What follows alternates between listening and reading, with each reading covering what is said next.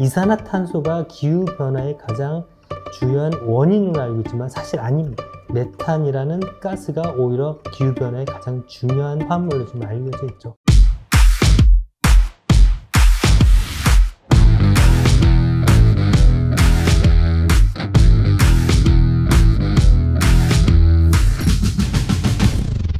안녕하십니까. 한국폴리텍대학교의 이주영이라고 합니다. 환경 분야에 대해서 탄소 중립이라는 얘기를 많이 이야기를 하고 있죠. 탄소 중립이라는 어떤 환경 교육을 하면서 탄소가 나쁜 원소라는 인식이 좀 퍼지어 있어요.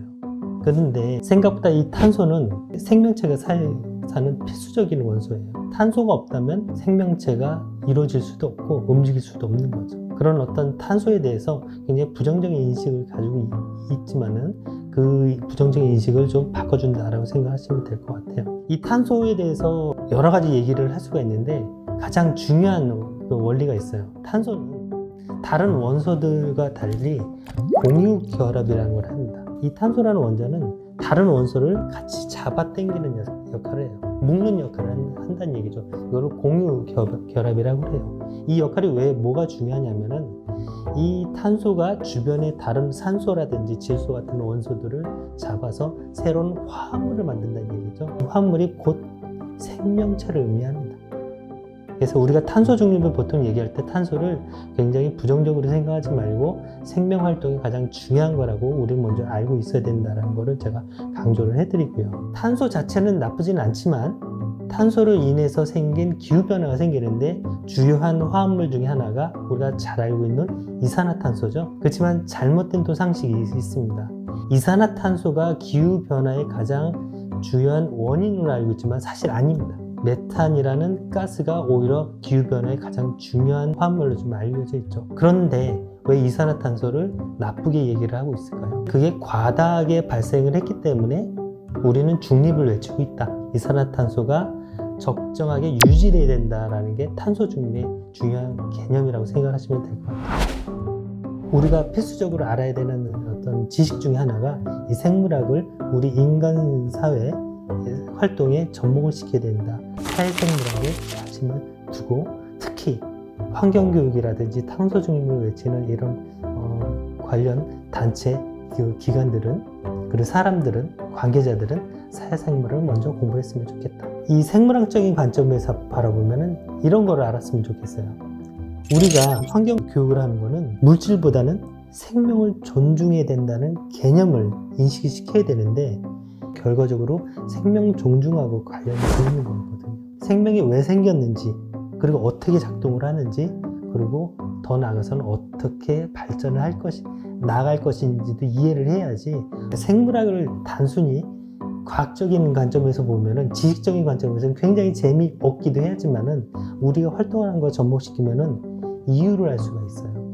그래서 배워야 되는 게 사회생물학이라는 얘기예요. 제가 학생들하고 강의를 하다가 받은 질문들이 몇 가지가 있어요. 성선설, 성악설을 믿으세요? 이렇게 질문을 해요. 이런 어떤 생물학과 사회를 접목시켜서 내가 얘기를 하면은 그런 질문을 해요. 굉장히 철학적인 질문이에요. 성악설이냐 성선설 보면은 그거 철학적인 개념이 들어가지만 또 과학적인 개념이 들어가는데 이걸 통합적으로 얘기하는 학문이 있어요.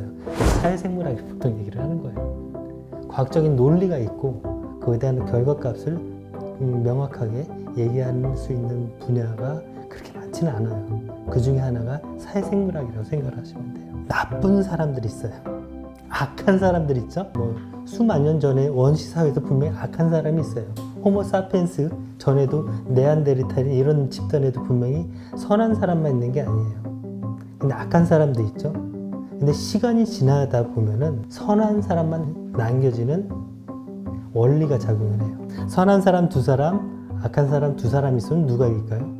안타깝게도 악한 자가 이길 경우가 많아요. 이걸 적자생존으로 학자들이 잘못 오용을 해서 히틀러 같은 정치인들이 나오는 거죠.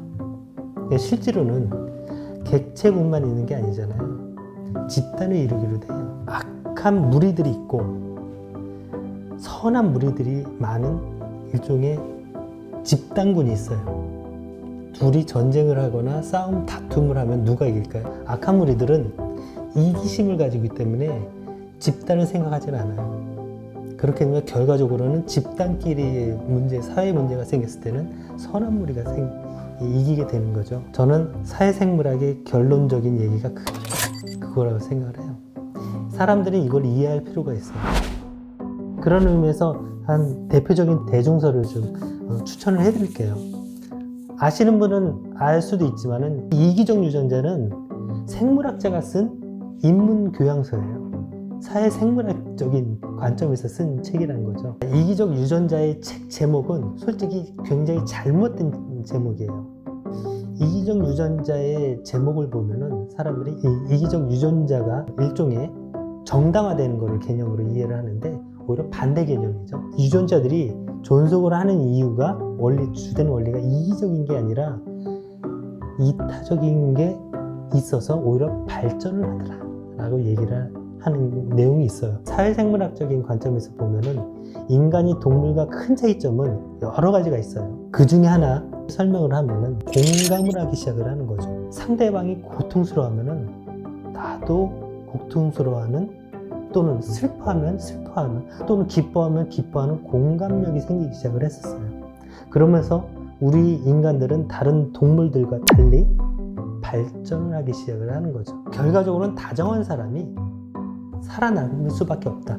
악한 사람이 개별 객체에서는 높은 곳에 올라갈 수도 있어요. 그렇지만은 다정한 사람이 결과적으로는 사람들한테 인정을 받고 우리 사회를 건강하게 만든다 라고 생각을 얘기를 하고 있어요. 그래서 앞으로든 우리가 환경교육이나 이런 탄소 중립도 마찬가지지만은 이런 어떤 인문학적인 사고를 먼저 기초적으로 교양을 좀 해야 되지 않을까라는 생각이 좀 듭니다.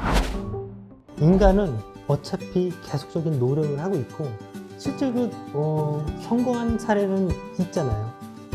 예전에 그 프레온가스로 인해서 오존층이 넓어지고 있다는 과학적인 사실이 밝혀졌죠. 그렇지만 국제 간의 협약에 의해서 프레온가스를 사용하지 않는 걸로 저희들이 줄이면서 몇십 년, 수십 년간 그 오존층이 다시 닫히고 있다는 과학적 사실이 밝혀지기도 했어요.